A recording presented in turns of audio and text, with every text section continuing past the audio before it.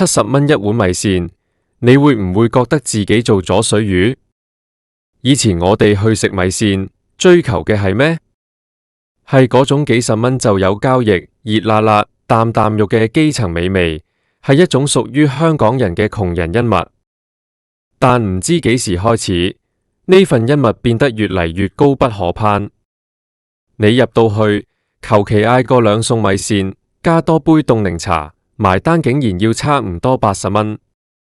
呢個價錢喺今時今日嘅香港，已經可以食到一個唔錯嘅日式拉麵，或者係一餐豐富少少嘅茶餐廳午餐。好多人會話，而家通脹啊嘛，租貴人工貴，賣70蚊好正常啫。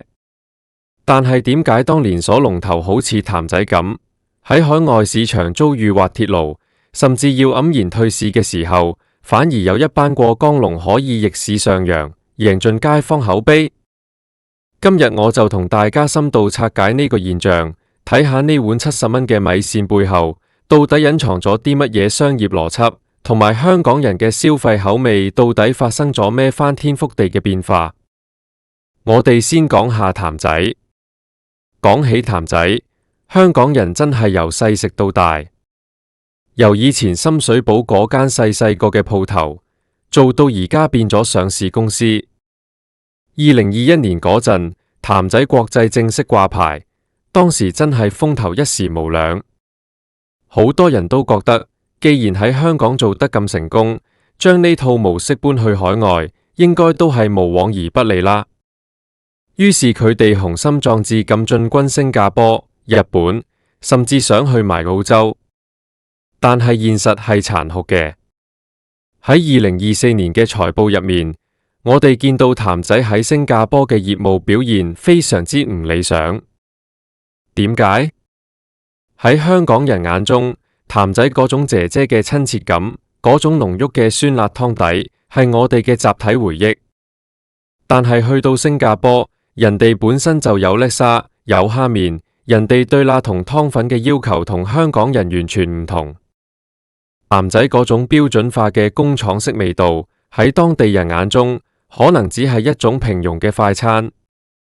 更重要嘅係，當你賣到同當地特色美食差唔多價錢，甚至更貴嘅時候，你嘅競爭力喺邊度？呢度就涉及到一個好核心嘅問題：性價比。香港人以前食譚仔，係因為佢抵食夾大件，但係當佢變咗上市公司，要追求利潤最大化，要對股東負責嘅時候，成本控制就變得非常之嚴格。以前嗰種有人情味嘅煮法，慢慢變咗標準化嘅中央廚房配送。雖然味道係穩定咗，但係嗰種鑊氣同靈魂好似消失咗。當一碗米線由40幾蚊慢慢加到60幾、70蚊，而質素只係維持喺工廠水準嘅時候，消費者嘅心就開始變。與此同時，我哋見到一班過江龍正喺香港悄悄崛起。你睇下最近幾年由內地落嚟嘅餐飲品牌，好似農耕記、泰二酸菜魚，甚至係一啲主打重口味、真材實料嘅雲南米線店。佢哋嘅定位好清晰，雖然價錢未必好平，可能都要60、70蚊一餐，但係佢哋俾到你嘅係一種極致嘅體驗。咩叫極致嘅體驗？首先係味道。呢啲過江龍好多時係帶住佢哋當地嘅原汁原味過嚟，佢哋唔會為咗遷就香港人口味而將味道改到不倫不類。你中意食辣，佢就俾最正宗、最刺激嘅辣你。你中意飲湯，佢就標榜係熬咗幾多個鐘頭嘅老湯。相比起譚仔嗰種好似沖粉出嚟嘅湯底，呢啲新興品牌喺感官上贏咗一截。再嚟就係服務。以前我哋喺香港食嘢，習慣咗俾人吹，習慣咗姐姐嗰種唔係幾好嘅語氣。但係呢啲內地品牌落到嚟，將佢哋喺國內嗰套服務至上嘅文化帶埋過嚟。雖然唔係話要做到好似海底撈咁誇張，但係至少你會覺得自己係受尊重嘅。當你俾緊70蚊一碗麵嘅時候，你除咗係買緊嗰碗麵，你仲係買緊嗰30分鐘嘅用餐體驗。如果又要排隊，坐得又逼，仲要俾人趕，咁點解我唔去食快餐店？其實香港人對食真係好執着，我哋唔係唔捨得使錢，而係我哋好介意嗰嚿錢使唔使得到位。喺2020年到2023年間，香港嘅飲食業經歷咗好大嘅洗牌，好多老牌店鋪因為接唔到班或者租金問題執咗，而連鎖店就乘機擴張。但係當擴張到一個點，如果佢哋提供唔到相對應嘅價值，消費者就會產生審美疲勞。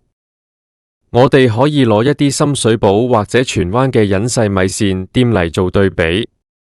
呢啲鋪頭可能只有幾百尺，環境麻麻，但係佢哋嘅米線一樣可以賣到60幾、70蚊。點解？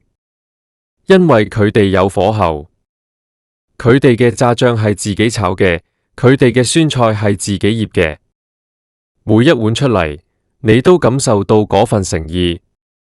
呢種匠人精神係大集團、上市公司最難複製嘅嘢。譚仔嘅退市，或者話喺海外市場嘅失利，其實係話俾我哋聽，單靠標準化同規模化喺飲食界係唔可以行得好遠嘅。尤其係當你個價錢已經去到中價消費嘅水平，你仲係用大眾快餐嘅質素去應付，咁就真係唔怪得人哋轉場。我識得一個朋友，佢今年35歲，以前係譚仔嘅鐵粉。佢話佢以前一個禮拜食3次，但係而家佢寧願行遠少少去食一間由內地兩公婆開嘅川味米線。佢話雖然嗰間嘢要等好耐，同埋啲冷氣唔夠凍，但係嗰碗麵一端上嚟，陣香味係唔同嘅。你食得出啲湯係有用骨去煲，而唔係水加味精。而且人哋啲配料每一件都係新鮮整，唔係冰封咗唔知幾耐嘅現成貨。呢個其實反映咗香港消費市場嘅一個大趨勢，消費升級。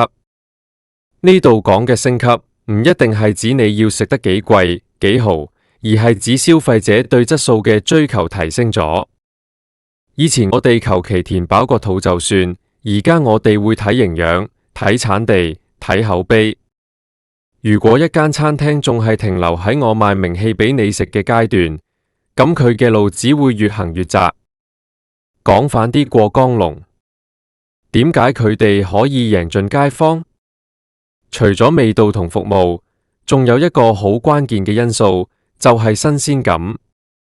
香港人係最鍾意試新嘢嘅。當一個新品牌由內地落嚟，帶住佢哋獨特嘅裝修風格，社交媒體上嘅流量，好自然會吸引到一班後生仔去打卡。而呢啲品牌通常好識搞行銷，佢哋會喺2025年、2026年呢段時間，利用小紅書、Instagram 呢啲平台，精準咁投放廣告俾啲鍾意食嘢嘅人。佢哋嘅宣傳唔係話我好抵食，而係話我好正宗，我呢個係非物質文化遺產。呢種包裝對於已經食厭咗本地連鎖口味嘅香港人嚟講，係有好大吸引力嘅。但係唔係所有過江龍都可以成功？又未必。其實喺過去呢2-3年，都有好多品牌落到嚟香港之後水土不服。有啲係因為租金太貴，撐唔住；有啲係因為管理不善。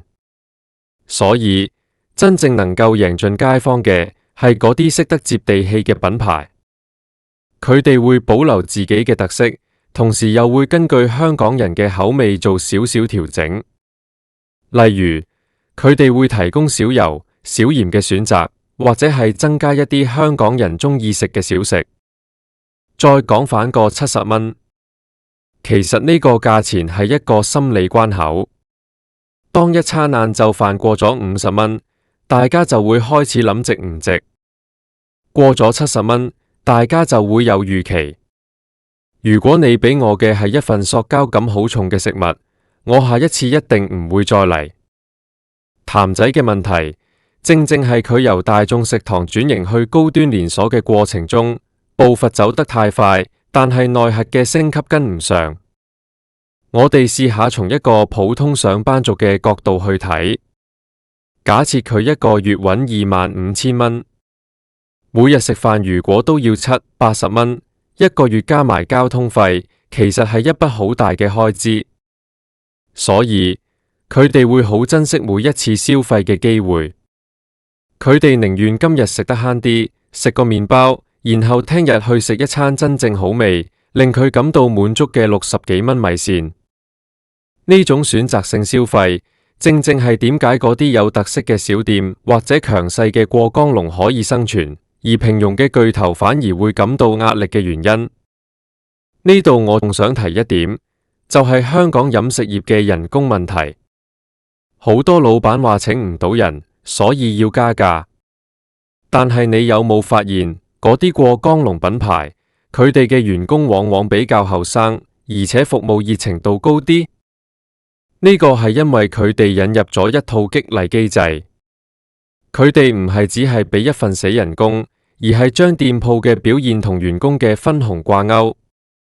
呢種管理模式對於傳統嘅香港餐飲業嚟講係一個好大嘅衝擊。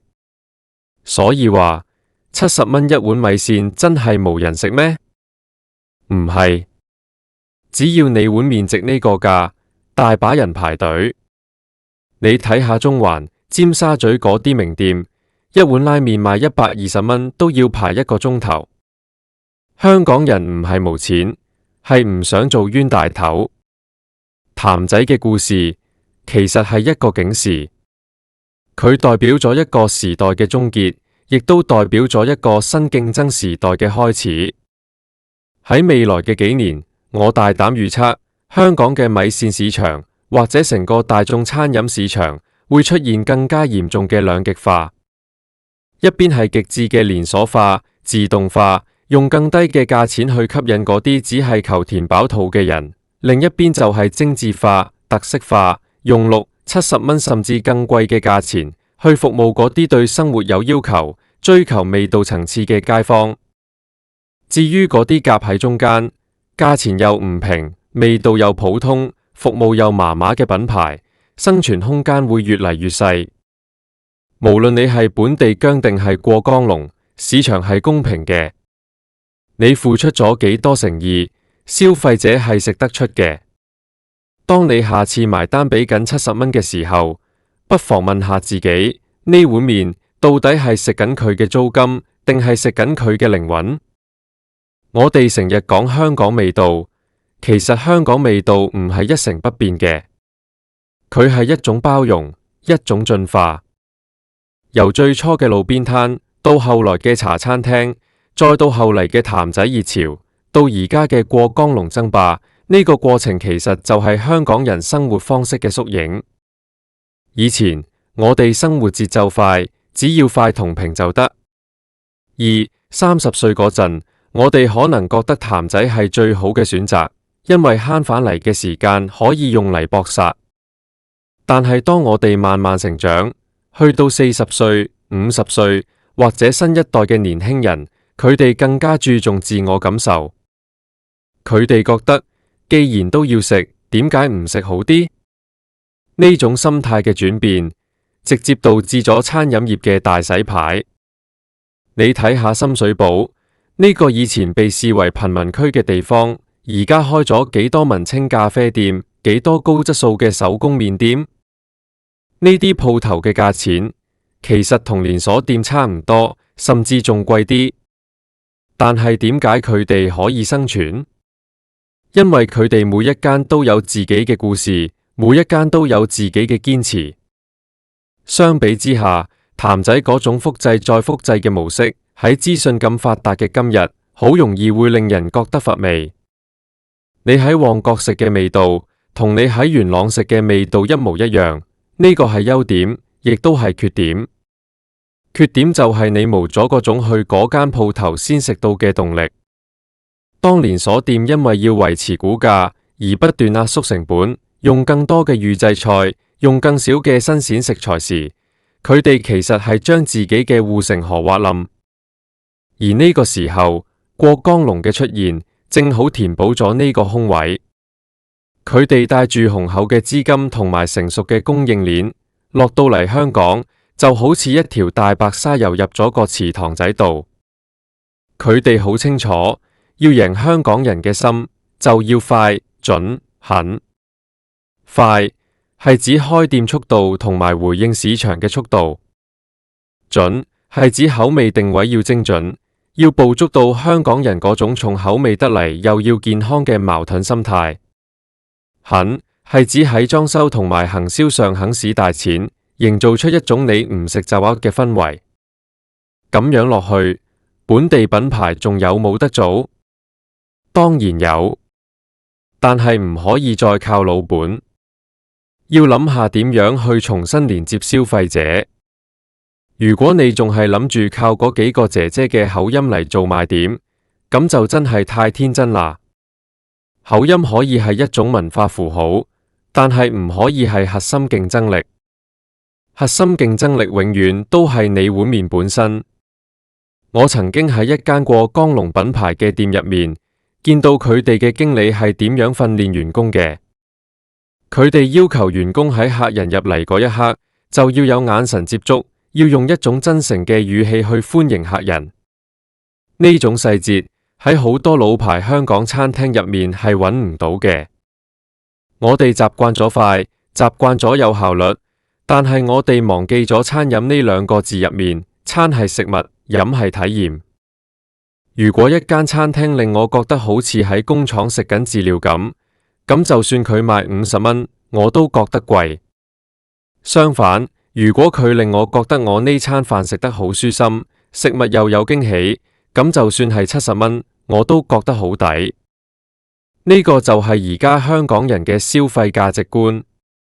所以反到最初嗰個問題，70蚊一碗米線真係無人食咩？真相係，只要你做得夠好，70蚊其實係一個好有潛力嘅市場空間。退市嘅背後，唔係因為呢個市場消失咗，而係因為你跟唔上呢個時代嘅腳步。無論係譚仔定係其他本地老牌，如果想喺呢場過江龍嘅混戰入面生存落嚟，就必須要揾返嗰份對食物嘅敬畏心。唔好只係睇住個報表，要睇下個客人碗入面剩返幾多嘢。如果客人口入面講住貴，但係次次都食到清晒碗，咁你就成功咗一半。如果客人埋單嗰陣無怨言，但係以後都唔再返嚟，咁你就真係要好好反思一下。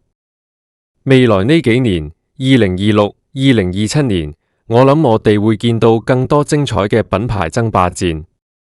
對於我哋呢啲食客嚟講，其實係一件好事。有競爭先有進步，有比較先知邊間係真材實料。我希望下次去食米線嘅時候，俾個70蚊係心甘情願嘅，係因為我食到咗嗰份久違嘅熱誠同埋味道，而唔係因為我冇得揀。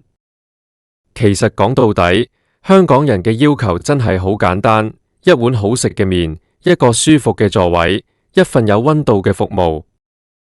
只要你做到呢3點，唔好話70蚊，就算係80蚊、90蚊，香港人都會支持你。呢個就係香港呢個美食天堂最可愛，亦都係最公平嘅地方。我哋見證咗，你哋有冇諗過，曾經代表住香港身份象徵，細細個阿媽帶你除咗去飲先至會去買套新衫嗰間先施百貨，今日竟然會淪落到好似深水埗啲地攤咁，成場都係一折一折，全部一折。最近我行過，見到嗰個結業清貨嘅大招牌，心入面真係落噔一聲。但係當我行入去睇清楚之後，我先發現呢個邊度係咩結業清貨啊？直頭係一場針對我哋香港阿婆阿公嘅清倉大騙局。你想象下，一間有126年歷史嘅老字號，由1900年開始喺香港落地生根，曾經係幾咁風光。以前啲人話去先施買嘢，係講緊一種品味，係講緊一種對生活嘅追求。但係今時今日，你行入去嗰陣，陣味已經完全唔同晒。我唔係講緊嗰陣香水味或者新衫味，而係一陣陣腐爛、壓抑同埋浸死貨擺咗20年嘅一味。我今日就係要同大家實測一下，呢場所謂嘅一節起到底係乜嘢葫蘆賣乜嘢藥。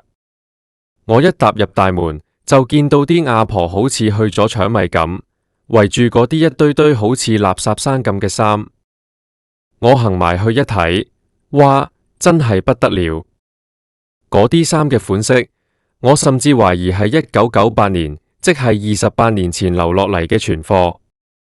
啲布料已經黃晒，有啲甚至已經起晒毛粒。你同我講呢啲叫名牌清貨？呢啲直頭係喺倉庫地底掘出嚟嘅出土文物啊！我喺現場見到個阿婆，佢起碼都70、80歲架啦。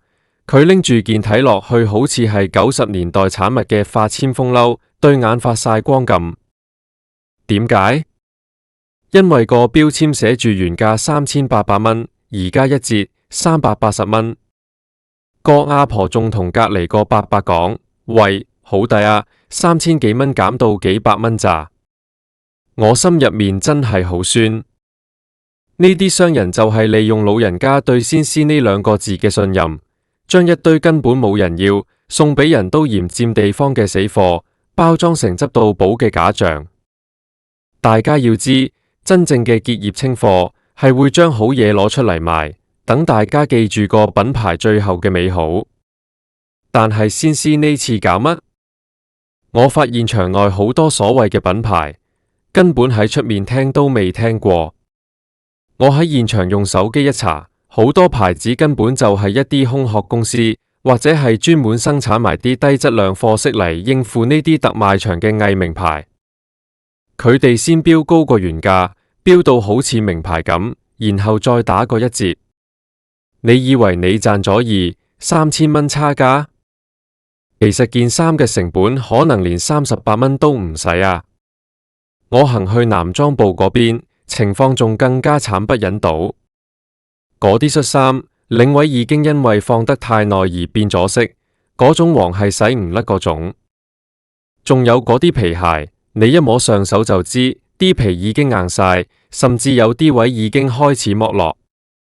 我問個 sales， 我話呢對鞋咁樣點着啊？個 sales 仲要好大聲咁話一折喎生。你平時去邊度揾呢啲皮鞋啊？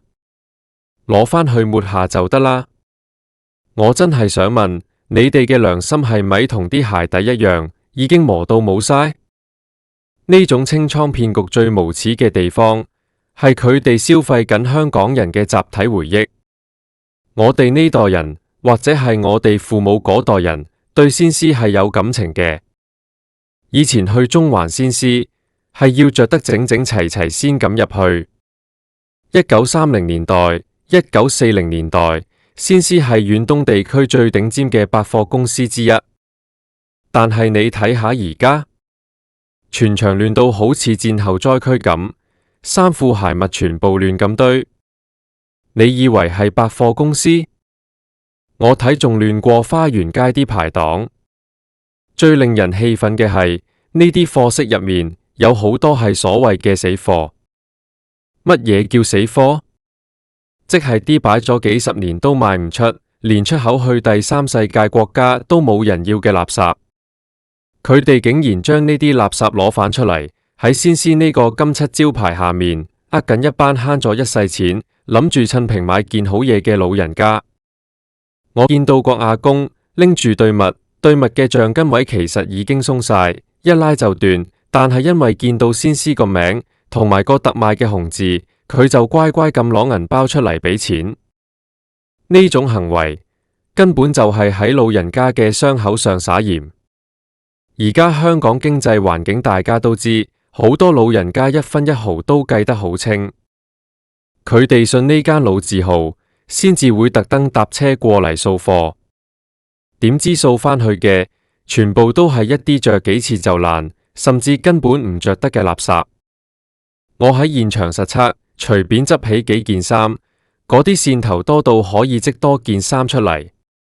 仲有嗰啲拉鏈，10件有5件係拉唔到嘅，或者拉到一半就死咗火。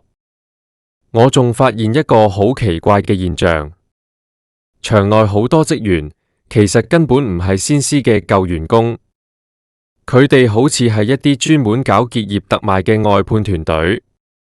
佢哋嘅口吻，佢哋嗰種你唔買就執輸嘅壓迫感，同以前百貨公司嗰種賓至如歸嘅服務完全係兩回事。1970年代、1980年代嗰陣，百貨公司嘅營業員係專業人士，會教你點樣襯衫，會幫你量身。而家佢哋只係想你快啲俾錢，然後快啲走。我喺嗰度留咗2個鐘，越睇越火大。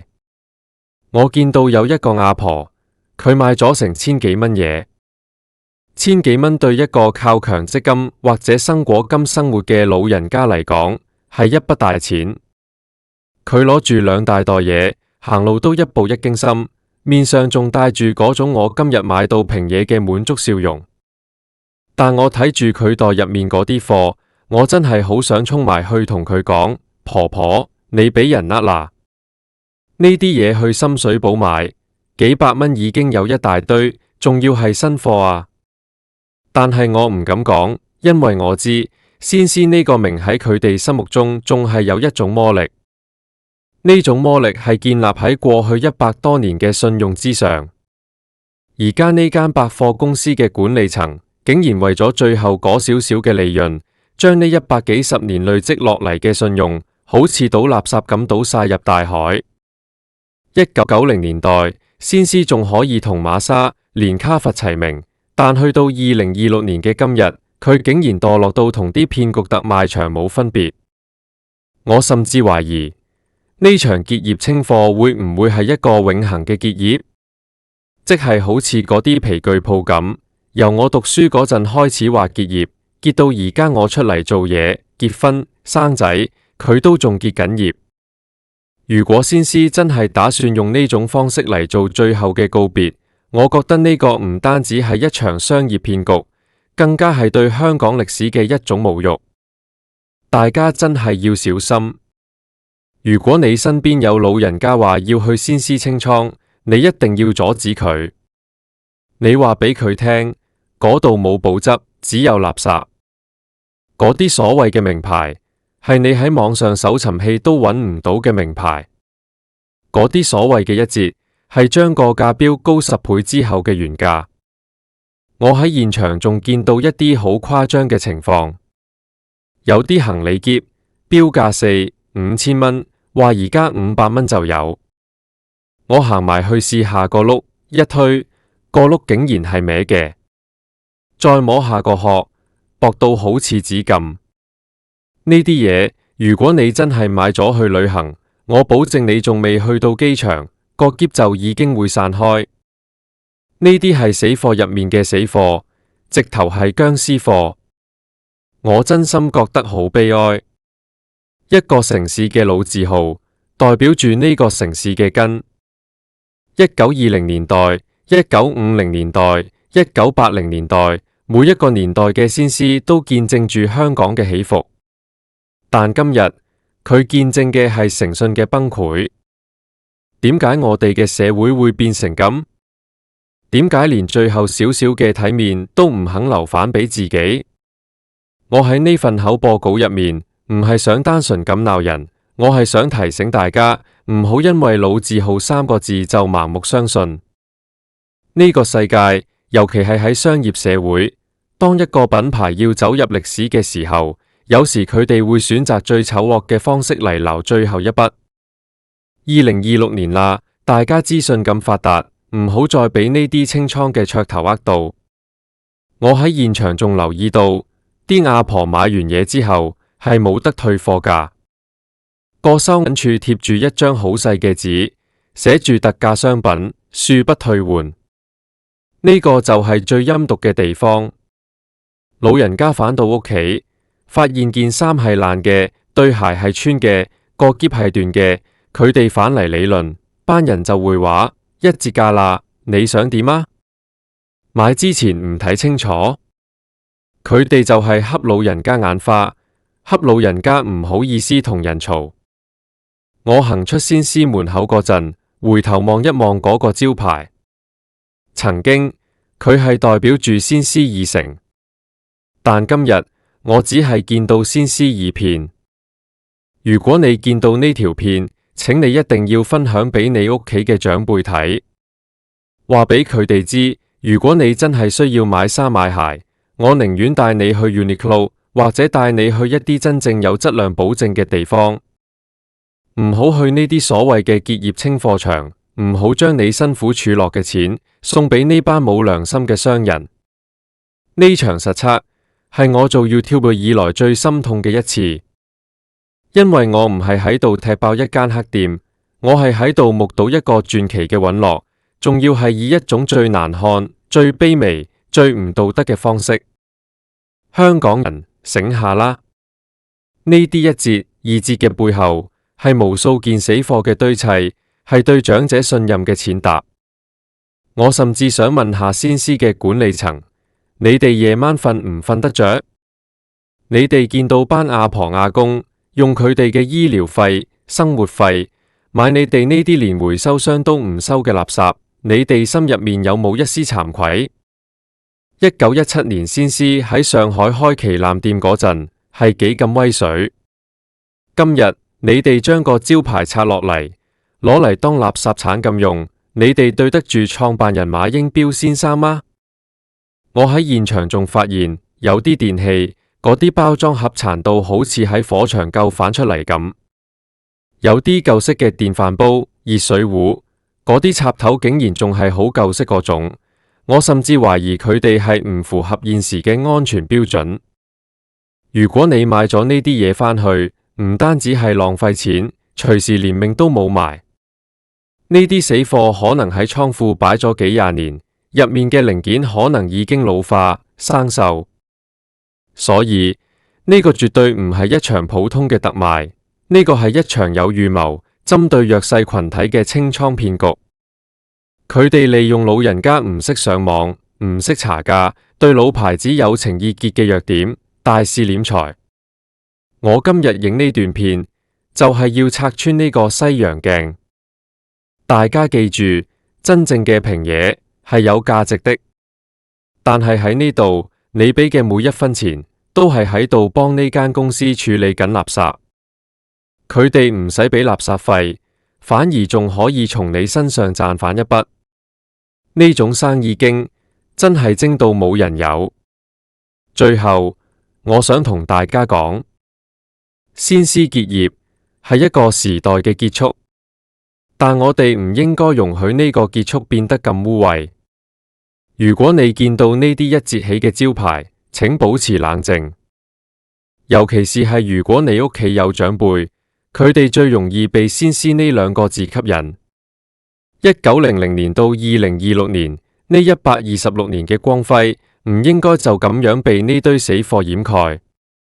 我行出嚟嗰陣，見到出面個天仲係好藍，但係我個心真係好沉重。一間百貨公司嘅倒閉唔係最慘，最慘係佢倒閉嘅方式係選擇同巴甩錢嘅特賣場同流合污。我希望呢條片可以幫到大家，亦都希望大家可以警覺啲。呢個世界真係冇咁大隻蛤乸隨街跳價。如果你覺得呢條片有用，請你一定要轉發出去，特別係轉發去你屋企人嘅 WhatsApp group， 話俾阿媽聽，話俾阿婆聽，話俾隔籬屋張師奶聽。唔好去先施買嘢啦，嗰度而家只有垃圾，冇保質。我哋香港人值得擁有更好嘅百貨公司，值得擁有更真誠嘅服務，唔係呢種利用回憶嚟呃錢嘅清倉騙局。我今日講到呢度，我真係好希望呢啲咁嘅特賣場可以早日消失，唔好再喺度荼毒我哋嘅長者。大家要記住，原價3000幾，一折幾百蚊嘅衫，如果佢真係值3000幾，一早喺10年前就賣咗啦，點會留到今日俾你執？呢啲全部都係呃人嘅數字遊戲。1980年代嘅先施係我哋嘅驕傲2026年初嘅先師係我哋嘅教訓。我再次呼籲大家唔好再俾呢啲結業清貨嘅名義蒙蔽，睇清楚件貨，睇清楚個牌子，最重要係睇清楚呢班商人嘅面孔。我哋唔係要買平嘢，我哋係要買有價值嘅嘢。呢場清倉大騙局到此為止啦！我真係好想喊，見到個阿婆拎住件黃晒嘅衫，仲喺度笑，嗰種笑係建立喺一個謊言之上，而呢個謊言係由一間百年老字號親手編織嘅，呢個先係最令人心寒嘅地方。大家保重，唔好再俾人呃啦！呢一場先師清倉實測，我諗我已經講得好清楚。全場一折起，係啊，因為嗰啲嘢根本連一折都唔值，全是垃圾。我咁講，90%以上都係專呃阿婆買死貨，呢個係事實。我喺現場睇得清清楚楚。2026年嘅香港，我哋仲要面對呢啲咁低級嘅商業騙案，真係一種悲哀。大家一定要帶眼識人，帶眼買嘢，唔好再俾嗰啲紅底白字嘅結業招牌呃到你心軟。呢啲唔係情懷，呢啲係生意，而且係一門好骯髒嘅生意。好啦，我真係要走啦。見到嗰啲招牌，我真係覺得眼冤。希望大家可以將呢個信息傳出去，救得一個得一個。唔好再俾老人家辛苦落嘅錢填入呢啲無底洞入面。大家記住，誠信係無價嘅，唔好為咗嗰少少折扣出賣咗自己嘅判斷力。最後再提大家一次，1900年到2026年，先師已經唔再係以前嗰間先師。今日嘅佢只係一個被租借出去用嚟搞垃圾特賣嘅場地。大家醒目啲，唔好再入去嗰個清倉騙局入面啦。我哋下次再見。唔知大家有冇發現，呢排去行一啲舊少少或者係2、3線嘅商場，總會見到一間熟口熟面但又冷冷清清嘅鋪頭，門口仲係嗰個紮住兩條辮、着住紅衫、拎住碗麵嘅細路女公仔。係啊，我講緊嘅就係味千拉麵。講起呢個牌子，真係充滿咗時代嘅眼淚，甚至可以話係好多香港人對日式拉麵嘅初戀。但係去到2026年前後嘅今日，呢間曾經遍佈全港，甚至喺全國開到周圍都係嘅拉麵王國，好似變成咗一個死場製造機。邊度有佢，邊度就有一種莫名嘅蕭條感。到底呢個曾經嘅拉麵霸主係點樣由神壇跌落嚟？點解依家啲人寧願去食30、40蚊兩餸飯，或者去排隊食成8蚊一碗嘅正宗拉麵，都唔肯入去味千？今日我就同大家一齊踢爆，原來我哋當年俾幾十蚊食嘅，可能真係一碗工業垃圾。我哋要將時間撥返去1996年，嗰陣時嘅香港，日本文化真係大行其道，由 J-pop、日劇到日本嘢食，只要係日本品牌就係高級，就係型。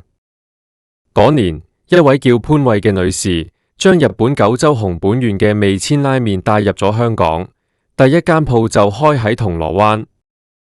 大家諗下，喺1996年，香港人對拉麵嘅認知係咩？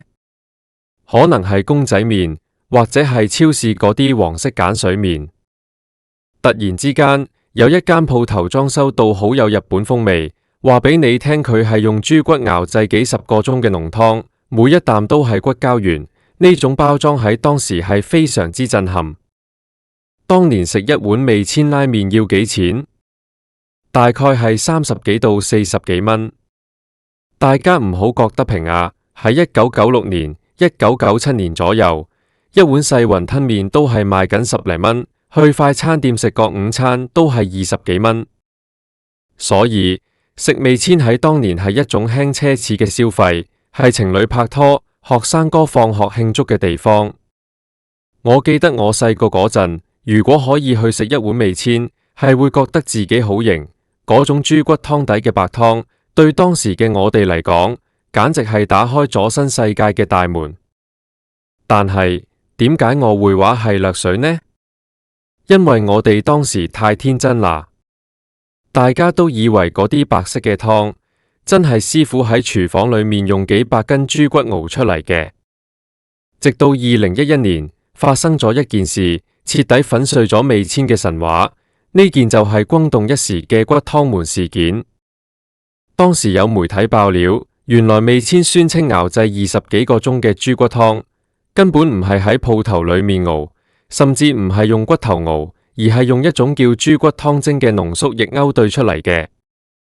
1公斤嘅濃縮液可以開出幾十公斤嘅湯，成本計反開，一碗麵個湯底可能只係值幾毫子。呢件事喺2011年爆出嚟之後，味千嘅股價一日之內跌咗好多。雖然佢哋後來出嚟解釋，話呢啲濃縮液都係日本進口，係用高科技濃縮嘅，但係對於消費者嚟講，呢種感覺就係俾人呃咗好多年。我哋一直以為自己係飲緊精華，點知係飲緊化工產品。呢種信任嘅破裂，係味千衰落嘅第一塊多米諾骨牌。講完個湯，我哋再講下啲麵同配料。如果你依家再去試一次味千，你會發現佢啲麵嘅口感，其實同超市買到嗰啲幾蚊包嘅真空包裝拉麵冇咩分別。以前我哋唔識食，覺得只要係幼麵，有啲咬口就係拉麵。但係自從2010年左右，大量正宗嘅日本品牌好似一風堂、一蘭或者係豚王咁，陸續進軍香港之後，大家先至知道，原來正宗拉麵嘅麵條係分軟硬度嘅，原來湯底係可以咁厚身、咁有層次嘅，原來叉燒係應該入口即溶，而唔係好似味千嗰啲乾爭爭、好似蠟像咁嘅瘦肉片。最令人難受嘅係，味千咁多年嚟好似冇進步過。你去睇佢份餐牌，2006年係嗰幾款，2016年係嗰幾款，去到2026年好似仲係嗰幾款。佢唯一嘅變化就係個價錢，以前賣30幾蚊，依家賣到70-80蚊一碗。大家諗下，依家喺香港80幾90蚊已經可以食到好出色嘅拉麵，甚至加多幾十蚊可以食到米芝蓮推薦嘅質素。如果我要評，我去食譚仔或者兩餸飯，30幾40蚊搞掂，仲要好食過你，飽過你。味千就咁樣跌入咗一個尷尬位。論質素，佢係工業流水線，比唔上專門店；論價錢，佢又唔係平民價。咁點解佢仲未執晒？呢個就係最吊詭嘅地方。如果你去啲大商場，基本上已經見唔到味千。佢哋依家多數係縮喺啲老舊商場，或者係租約好長、業主唔加租嘅角落。點解我叫佢做死場製造機？因為通常一間商場如果依賴味千呢類已經過氣嘅連鎖品牌嚟撐場，就證明呢個商場嘅招商能力已經非常之差，完全吸引唔到新嘅有活力嘅餐飲品牌。去到呢啲商場，你會見到裝修好舊，燈光昏暗，而味千入面通常都係得一兩個阿姐喺度做嘢。入面坐嘅人唔係等緊接細路放學嘅師奶，就係一啲對食冇咩要求，貪圖嗰度有位坐得耐嘅老人家。我哋當年俾幾十蚊食嘅，其實係一種偽日式文化。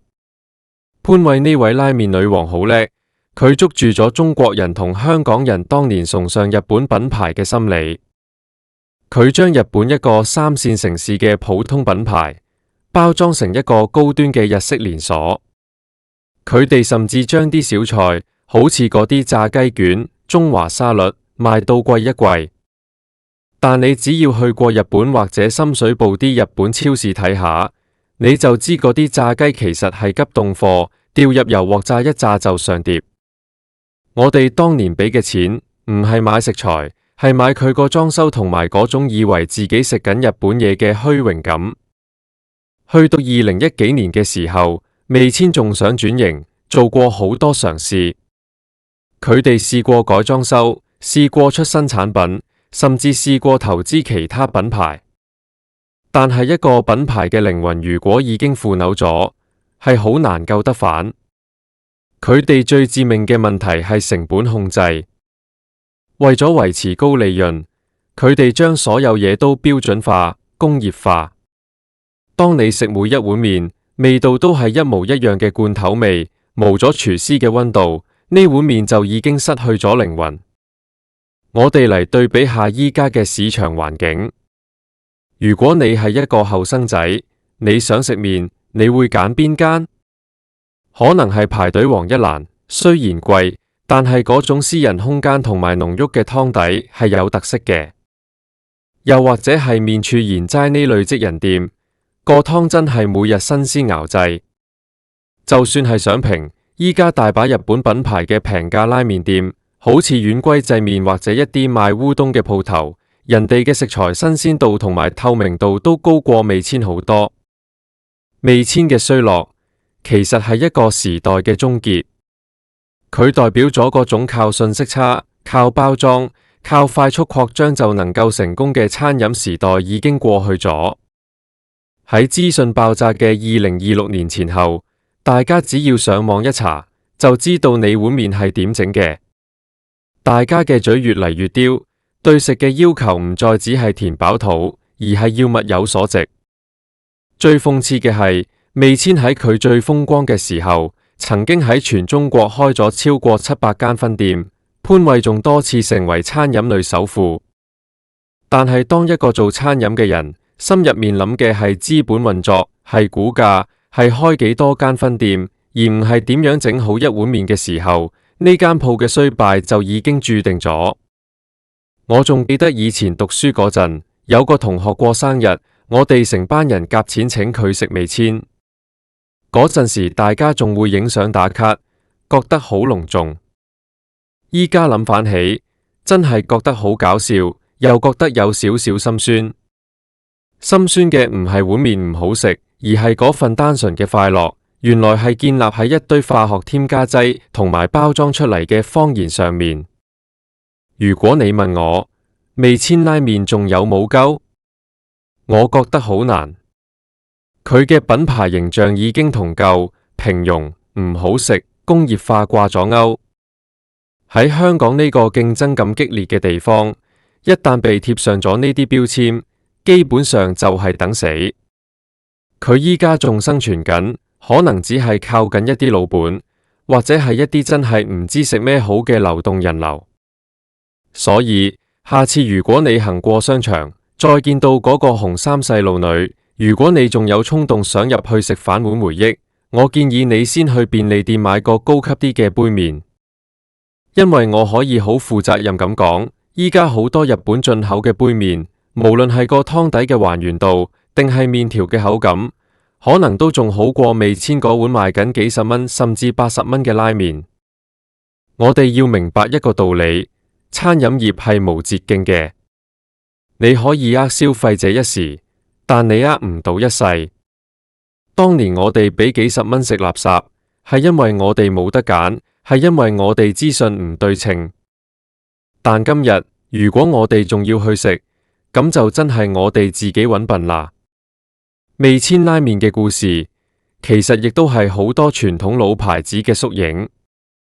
喺呢個時代，如果你唔係追求極致嘅性價比，就一定要追求極致嘅品質。如果你兩樣都做唔到，淨係想靠以前嘅名氣喺度抽水，咁最後嘅結果就係被市場遺忘，最後縮喺啲無人行嘅死場入面，慢慢消失喺歷史嘅長河裏面。講到尾，味千拉麵點解冇人食？因為佢冇咗誠意，佢將食客當成係報表上嘅數字，將食物當成係工業產品。當一間鋪頭連佢最核心嘅嗰碗湯都係假嘅時候，佢仲有咩資格去講味千呢兩個字？味係味道，千係千錘百煉，但佢哋只係做到咗千方百計咁去節省成本，掠奪利潤。我哋懷念嘅其實係1996年嗰個單純嘅時代，而唔係嗰碗充滿添加劑嘅麵。大家以後再去行商場，見到呢啲時代嘅殘骸，不妨諗下呢30年嚟，我哋嘅生活進步咗幾多，而呢啲曾經嘅霸主又退步咗幾多。所以話味千拉麵嘅死，唔係死喺競爭對手手上，而係死喺自己嘅傲慢同埋對品質嘅漠視上面。當年嘅幾十蚊就當係交咗學費，等我哋學識咗咩叫真正嘅拉麵。至於依家，我寧願去食碗牛腩粉，都唔會再入去嗰間死場製造機度揾回憶。大家有冇諗過，其實除咗味千，仲有邊啲牌子係你細個覺得好正，大個咗發現原來係垃圾嘅？呢種幻滅嘅感覺，其實都係成長嘅一部分。香港嘅商場文化一直喺度變，舊嘅唔去，新嘅唔嚟。雖然見到啲死場會覺得唏噓，但呢個亦都係市場最公平嘅地方。你唔尊重食客，食客自然會用腳投票。所以呢，唔好再俾嗰個可愛嘅紅衫細路女呃到啦。佢手上面嗰碗麵可能已經放咗好耐，個湯可能係粉沖嘅，塊叉燒可能係工廠預製嘅。我哋值得食更好嘅嘢，我哋嘅回憶亦都值得留喺更美好嘅地方，而唔係喺一間充滿化學味嘅拉麵鋪入面。講到呢度，大家係咪都有啲感觸？或者你依家正身處喺某個舊商場，望住間味千發緊呆？唔緊要，行出去啦，出面大把好嘢食。記住，唔好再俾人搵笨，我哋嘅錢同我哋個胃都係好寶貴㗎。呢個世界變幻原是永恆，但係做生意嘅初心唔應該變。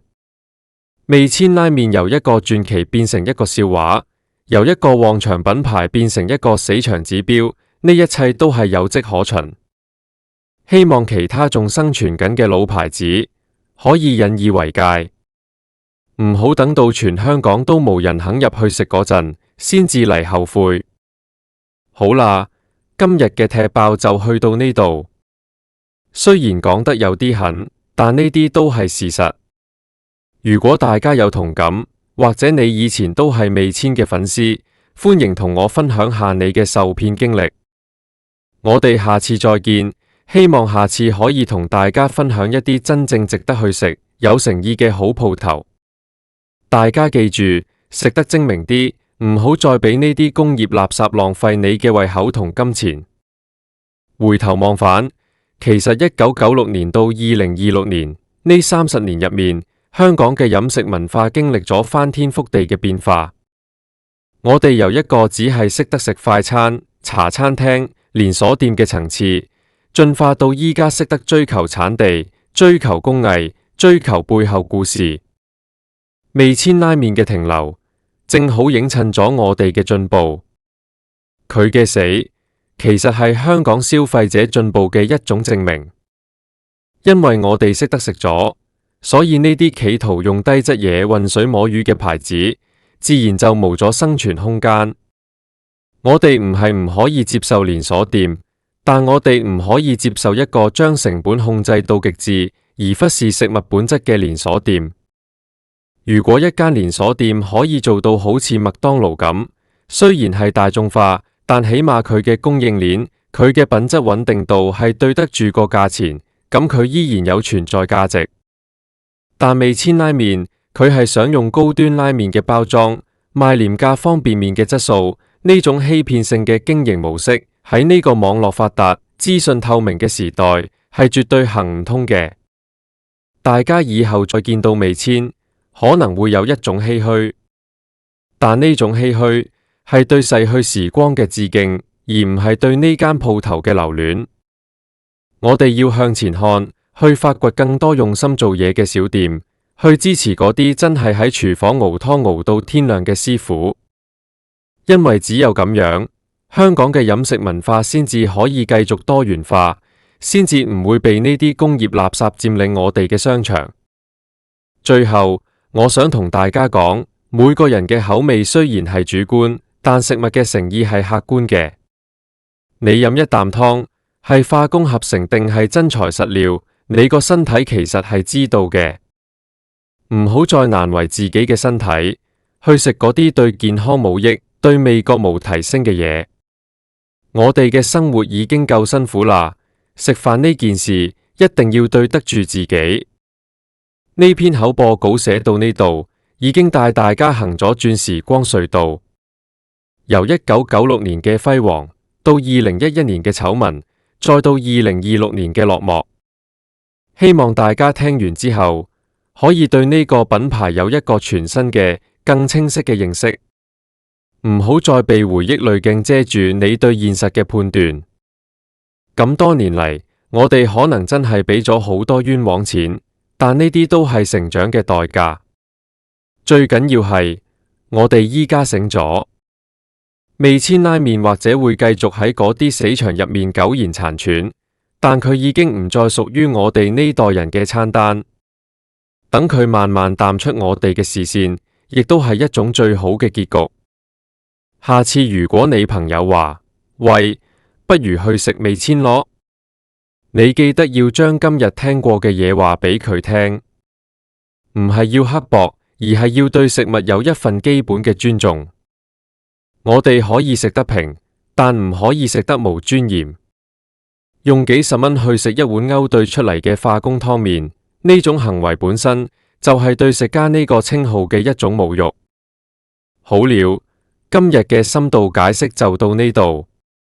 其實我哋生活入面仲有好多呢類名過其實或者靠老本生存嘅牌子。如果大家想聽我繼續踢爆，下次再慢慢同大家傾。香港嘅商場雖然變緊，但只要我哋仲識得揀，好嘢始終會留低。味千嘅故事就由佢留喺歷史嘅死角啦。大家食餐好嘅，對自己好啲。我哋下次再見。其實如果我哋再深挖落去，味千嘅問題唔止係個湯。你有冇發現佢哋啲員工嘅態度？因為呢類已經步入衰退期嘅公司，好難留得住人才。留低嘅多數係一啲等退休或者係完全無服務熱情嘅老員工。你去食嘢，個阿姐可能係將碗麵拼一聲放喺你面前，然後就繼續去冚佢嘅電話。呢種服務質素配合埋嗰種冷清嘅環境，真係有一種喺鬼片場景入面食麵嘅感覺。而且味千嘅定價策略真係好神奇。如果你有留意，佢哋喺機場、車站呢啲地方嘅分店，個價錢賣到仲貴。佢哋係想做嗰啲一筆過嘅生意，反正你趕時間，反正你冇得揀。但係機場依家都有好多好食嘅嘢，點解仲要食你？呢種想掠得一蚊得一蚊嘅心態，正正係呢間公司最悲哀嘅地方。佢哋已經完全放棄咗去經營品牌嘅美譽度，轉而變成一種類似景點騙案嘅存在。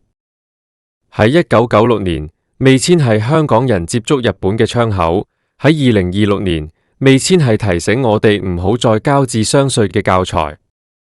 呢個轉變雖然令人無奈，但呢個就係市場。無人可以永遠企喺最高位，除非你真係有一顆追求極致嘅心。可惜味千拉麵無，佢哋只有一顆追求利潤最大化嘅心。大家諗下，如果當年潘惠攞到融資之後，係將啲錢用嚟改良麵條，研究更好嘅鮮湯保存技術，而唔係瘋狂開鋪、瘋狂玩金融，今日嘅味千會唔會係另一個樣？可惜人生無如果，生意都無如果。佢哋選擇咗一條最快賺錢嘅路，自然就要承受品牌價值最快崩塌嘅後果。所以味千拉麵嘅沒落真係一點都唔冤枉。佢係典型嘅成也包裝，敗也包裝。當包裝紙被拆穿嘅嗰一刻，入面嗰塊腐肉就再都藏唔住。呢個故事話俾所有做生意嘅人聽，誠信永遠係最貴嘅裝修。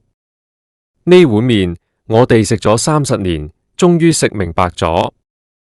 明白咗嘅代價係無數次嘅失望同埋無數咁多個幾十蚊，但係值得嘅，因為從此之後，我哋唔會再輕易被呢啲偽大牌所迷惑。我哋會更加珍惜嗰啲真心真意做嘢嘅人。最後一次再同大家講，如果你仲想去食味千，請三思。如果你係想去揾回憶，請去相簿度揾。如果你係想填飽肚，去樓下茶餐廳食個特餐啦，起碼個火腿通心粉個湯都仲有啲火腿味，唔係完全嘅化學粉末。味千拉麵就等佢慢慢成為香港商場史上面一個尷尬嘅注腳啦。今日嘅分享真係好長，但我相信大家聽完之後，對於點解味千冇人食同埋點解佢係死場製造機已經有咗一個最透徹嘅答案。唔好再做傻仔，唔好再俾幾十蚊去食一碗你喺屋企3分鐘就可以沖出嚟嘅工業垃圾。大家要食得精明，活得精彩。我哋下次再見。